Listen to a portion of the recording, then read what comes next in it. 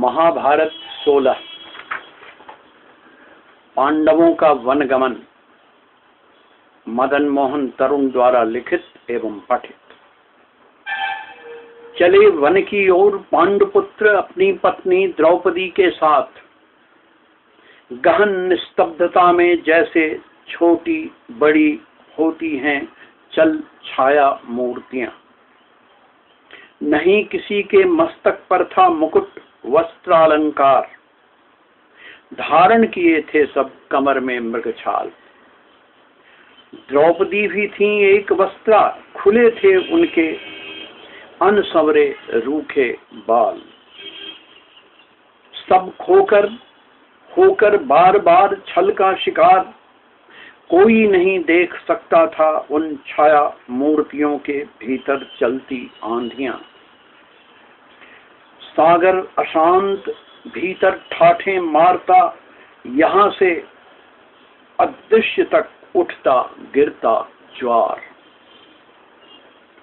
सोचते थे युधिष्ठिर धर्मराज, जो भी हुआ वह क्या था, धर्म अधर्म या जड़ी भूत परंपरा का अंध स्वीकार, तथा कथित अपनों का मूढ़ सम्मान। जुए में हार गया सारा राज्य, यहाँ तक किसी तरह मान्य हो सकता था अपना व्यवहार, किंतु हारना अपने भाइयों को निर्जीव वस्तु के समान। यहाँ तक कि हार गया अपनी पत्नी का सम्मान स्वाभिमान। नहीं, यह धर्म नहीं हो सकता, और था चाहे वह मेरे लिए धर्म, किंतु अधर्म था वह अपने भाइयों के प्रति, पत्नी के प्रति। क्या सच में था मेरा उनके तन पर, मन पर, तेजस्वी आत्मा पर इतना अराजक अधिकार? सब सोचते समझते हुए भी बोल नहीं पाते थे धर्मराज।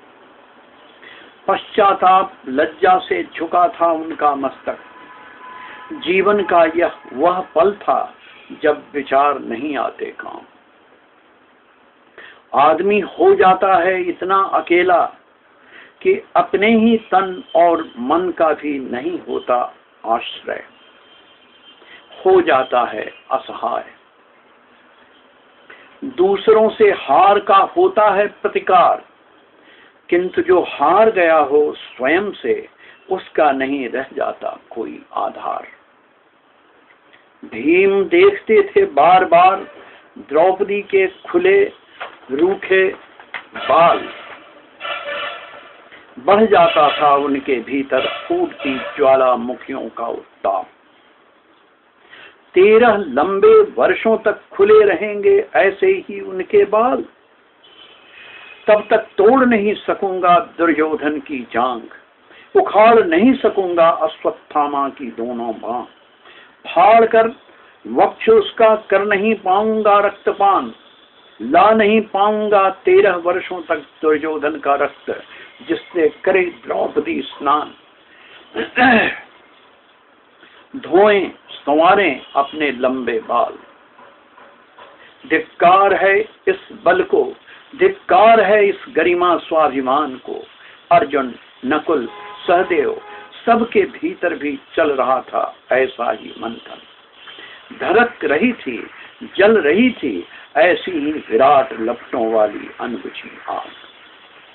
नहीं भूल पाती थी द्रौपदी भरी सभा का वह निर्मम अट्टहास।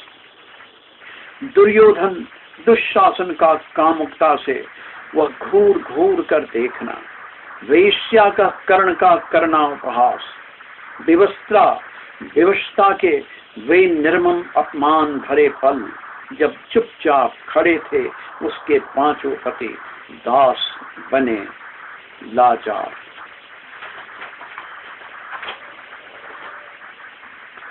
कोई किसी से नहीं बोलता था, कोई नहीं मुख खोलता था। मन के गहन वन में जहां लगी थी भयंकर आग, सब चले जा रहे थे उसी से होते हुए चुपचाप।